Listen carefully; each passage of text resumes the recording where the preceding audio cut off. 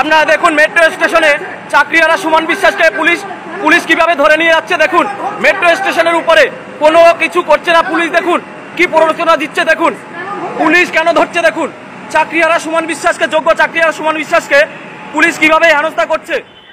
আর কি আপনাদের দেখালে আপনারা এটা বুঝতে পারবেন যে আপনারা একটা অযোগ্য অপদার্থ সরকারের হাতে পড়ে গেছেন। যে অযোগ্য অপদার্থ সরকারটাকে আপনারা 3 বার বিধানসভা ভোটে জিতিয়ে এই রাজ্যের ক্ষমতায় রেখে দিয়েছেন। আজকে কি হলো? মমতা বন্দ্যোপাধ্যায়ের পুলিশের কর্মকাণ্ড দেখে গোটা বাংলার মানুষ হাসছে। এত অপদার্থ অযোগ্য পুলিশ মনে হয় আর কোন সরকারের আমলে দেখা যায়নি। পুলিশের বিরুদ্ধে অভিযোগ অনেক উঠেছে, বাম আমলেও উঠেছে, সিপিএম সরকারের আমলে, তৃণমূল আমলেও উঠেছে, তৃণমূল সরকারের আমলে। কিন্তু পুলিশকে এরকম কমেডির চরিত্রে অভিনয় করতে এই মমতা বন্দ্যোপাধ্যায়ের সরকারের আমল ছাড়া আর কেউ কোনোদিন দেখেনি। পুলিশ এখন পুরো কমেডিয়ান হয়ে গেছে। সারাদিন চটি চাটছে, সন্ধ্যের পর জাতীয় সড়কে তোলাবাজি করতেও দেখা যাচ্ছে পুলিশকে। আর সেই পুলিশ ছাত্রদের, যোগ্য শিক্ষকদের আন্দোলন আটকাতে মেট্রো স্টেশনে ঢুকে পড়ছে। আপনাদের রাজ্যে এমন অনেক নেতা নেত্রী আছেন, একজন নেত্রীও আছেন, যিনি প্রত্যেকটা প্রকাশ্য জনসভায় বলে থাকেন আমার জন্ম আন্দোলন লগ্নে, আমাকে কেউ ভয় দেখাতে পারবে না। সেই নেত্রী আজকাল আন্দোলনের ভয়ে চুপসে গেছেন। আজকে একটা আন্দোলন ছিল, এই মুহূর্তে সেই আন্দোলন চলছে। এসএসসির এই 2016 যে প্যানেল বাতিল হয়ে গেছে, যোগ্য চাকরিহারা যারা নিজেদেরকে যোগ্য বলে মনে করছে তাদের আজকে এসএসসি ভবন ঘেরাও অভিযান আছে। নতুন কোনো গল্পই নয়, আপনারা জানেন মমতা বন্দ্যোপাধ্যায়ের এই 13 বছরে এসএসসি ভবন ঘেরাও কতবার হয়েছে, স্বাভাবিক হয়ে গেছে। আজকে যোগ্য চাকরিহারারা নিজেদেরকে যারা যোগ্য বলে ভাবছে তারা এসএসসি ভবন ঘেরাও করবে। তো সেই এসএসসি ভবন ঘেরাও আটকাতে মমতার পুলিশ কি করলো, যেটুকু আমরা এখন অব্দি জানতে পেরেছি, করুণাময়ী মেট্রো স্টেশনে ঢুকে পড়লো বিধাননগর পুলিশ কমিশনারেটের বিধাননগর উত্তর থানার পুলিশ, এবং সেখানে একেবারে গলা ধরে নিল চাকরিহারা একজন যোগ্য শিক্ষক সুমন বিশ্বাসের। ভাবুন একবার, শিক্ষকরা আন্দোলন করবে এসএসসি ভবনের সামনে, একেবারে স্বাভাবিক ঘটনা। এরকম আন্দোলন অনেকেই দেখেছে। সেই আন্দোলনকে এবার ভয় পাচ্ছেন রাজ্যের মুখ্যমন্ত্রী মমতা বন্দ্যোপাধ্যায় এবং রাজ্যের পুলিশ মন্ত্রী মমতা বন্দ্যোপাধ্যায়। তাই আন্দোলন শুরুর আগেই যাতে সেই আন্দোলনের মুখ বা নেতাদের ধরে নেওয়া যায়, গ্রেপ্তার করা যায়, আটক করা যায়, সেজন্য পুলিশ ঢুকে পড়লো মেট্রো স্টেশনে। এবং তারপরে সেই কমেডিয়ান পুলিশের কি হাল হলো সেটা আপনাদের আমার মুখ থেকে শুনতে হবে না, সেটা একবারে ওখানে যারা ভিডিও করলেন করুণাময়ী মেট্রোর ভেতরে, সেই ভিডিও ইতিমধ্যেই ভাইরাল হয়ে গেছে গোটা রাজ্য জুড়ে। পুলিশের হালটা একবার দেখুন মমতা বন্দ্যোপাধ্যায়ের হাতে পড়ে। আপনারা দেখুন মেট্রো স্টেশনে চাকরিহারা সুমন বিশ্বাসকে পুলিশ কিভাবে ধরে নিয়ে যাচ্ছে। দেখুন মেট্রো স্টেশনের উপরে কোনো কিছু করছে না পুলিশ। দেখুন কি প্ররোচনা দিচ্ছে, দেখুন পুলিশ কেন ধরছে। দেখুন চাকরিহারা সুমন বিশ্বাসকে, যোগ্য চাকরিহারা সুমন বিশ্বাসকে পুলিশ কিভাবে হেনস্থা করছে। এই দেখুন বিধাননগর নর্থ থানার অফিসাররা এখানে মেট্রো স্টেশনে মেট্রো ধরে কোথাও যাচ্ছিলেন, তখন ইনি এসে ধরছেন। এই দেখেন এই অফিসারকে দেখুন, মেট্রো স্টেশনে এসছেন। এই দেখুন এফআইআর নেই, কোনো কেস নেই। আপনারা দেখুন আপনারা দেখুন কিভাবে ইনি একজন চাকরিহারা যোগ্য সুমন বিশ্বাসকে এই যে চলে যাচ্ছেন। দেখুন এই অফিসার ইনি নিয়ে এসছেন, দেখে নিন আপনারা, দেখে নিন এই অফিসারকে, দেখে নিন আমি শিক্ষক, দেখে নিন অফিসারকে, দেখে নিন। আমি মিডিয়া বন্ধুদের কাছে বলবো আপনারা একটু মেট্রো স্টেশনে আসবেন, করুণাময়ী মেট্রো স্টেশন। এখানে দেখুন চাকরিহারা সুমন বিশ্বাসকে এই পুলিশ অফিসার কিভাবে হেনস্থা করেছেন। কলার ধরে টানাটানি করছেন, মেট্রো স্টেশনে মেট্রোতে উঠতে দেবেন না, কলার ধরে টানাটানি করছেন।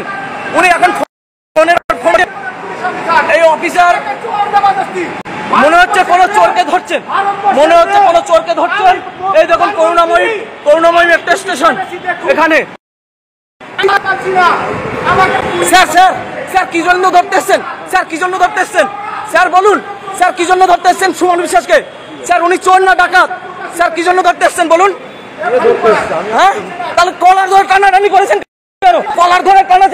কেন? আপনি কলার ধরে টানাটানি করেছেন কেন বলুন? আপনি কোন থানার? আপনার নাম স্যার? আপনি কলার ধরে টানাটানি করেছেন কেন সুমন বিশ্বাসকে? বলুন, আপনি কলার ধরে টানাটানি করেছেন কেন? চাকরিয়ারা সুমন বিশ্বাসকে চাকরি রেখেছে আপনার দিদি, আপনার এসএসসি, আপনি কেন কলার ধরে টানাটানি করেন? আপনার কি রাইট আছে মেট্রো স্টেশনে এসে কলার ধরে টানাটানি করার? আপনি কোন থানার অফিসার? আপনার নাম বলুন। কেন শুধু শুধু হেনস্থা করছেন কেন?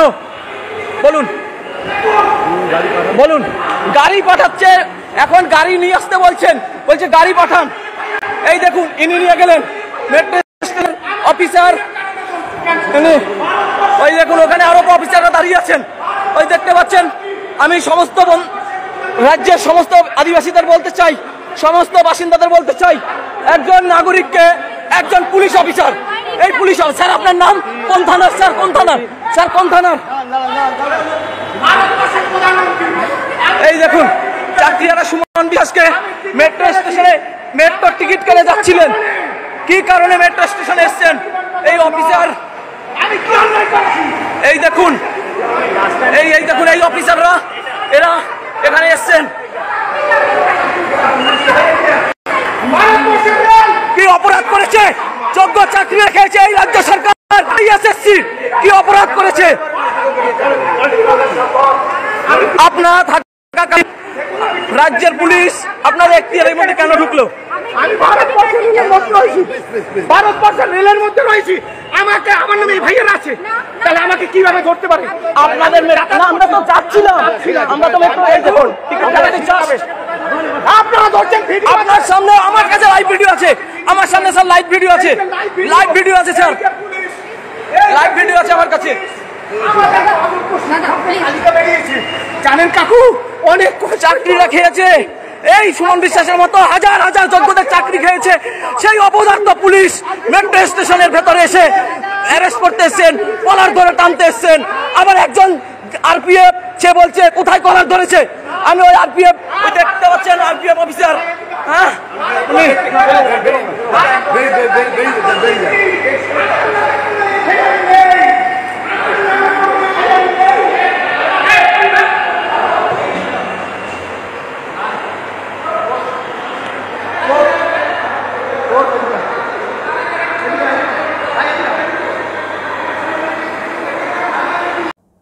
গলা জড়িয়ে ধরেছে, সুমন বিশ্বাসের গলা জড়িয়ে ধরেছে মমতার পুলিশ। ছাড়বে না, যেন চোর ধরতে বেরিয়েছে। স্বাভাবিক ব্যাপার, সারাদিন যারা চুরি করছে তারা চোর ধরতেই বেরোবে, অস্বাভাবিক ব্যাপার কি আছে? অবস্থাটা দেখুন একবার পুলিশের। আমি তো 3 মিনিট হেসেছি পুলিশের এই কমেডিয়ানের হাল দেখে। মেট্রো স্টেশনে ঢুকে পড়ছে ছাত্রদের, মানে যোগ্য শিক্ষকদের ধরতে।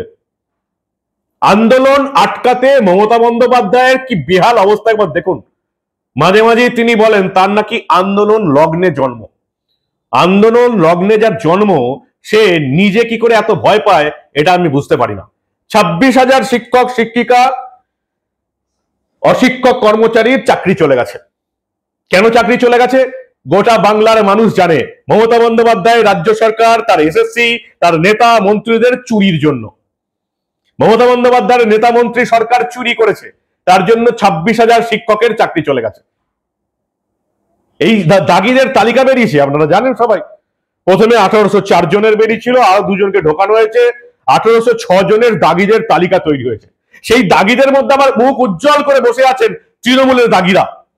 নেতার বউ, নেতার মেয়ে, নেতার পুত্রবধূ, নেতার চামচা, নেতার ভাই, মাত্র 1806 জনের লিস্ট বেরিয়েছে। তার মধ্যে তৃণমূলের দাগিদের একেবারে উজ্জ্বল করে বসে থাকতে দেখছে এই রাজ্যের মানুষ। তবু এই পশ্চিমবঙ্গের জনতার চৈতন্য হবে, মমতা বন্দ্যোপাধ্যায় সরকারের চোর সরকারটার বিরুদ্ধে তারা ভোট দেবে। একটা সরকার আপাদমস্তক দুর্নীতিতে ভরা, নেতা মন্ত্রী সবাই চোর। কি কি চুরি করেনি? গরিব মানুষের কল পায়খানা আবাসন, বালি চুরি, পুকুর চুরি, নদী চুরি, গরু চুরি, সরকারি জমি চুরি। কি চুরি করেনি সরকারটা? এই সরকারটাকে আমরা 3 বার ভোট দিয়ে 15 বছর ক্ষমতায় বসিয়ে রেখেছি শুধু চুরি করার জন্য। খাদ্যমন্ত্রী চোর, শিক্ষামন্ত্রী চোর, শিক্ষামন্ত্রী এখনো জেলে, তবু এই বাংলার মানুষের চৈতন্য নেই। এখন মমতার পুলিশের হালটা একবার দেখুন। মেট্রো স্টেশনে ঢুকে যোগ্য চাকরি প্রার্থীদের আগেই আটক করার চেষ্টা করছে, যাতে তারা এসএসসি ভবন ঘেরাও করতে যেতে না পারে। কি বেহাল দশা, একটা মানে কমেডিয়ান দশা হয়ে গেছে আমাদের পশ্চিমবঙ্গ নামক রাজ্যটা মমতা বন্দ্যোপাধ্যায়ের হাতে পড়ে। তবু আপনাদের এই বাংলার মানুষের, এই বাংলার ভোটারদের কবে যে চৈতন্য হবে, কবে একটু লজ্জা শরম হবে আমি ভেবে পাই না। নিজের রাজ্য, এই রাজ্যটা আমাদের, এই রাজ্যে আমাদের পূর্বপুরুষরা, আমাদের বাবা মা ঠাকুরদা ঠাকুরমা, আমাদের সাত পুরুষ ঘুরে বেরিয়েছে এখানে।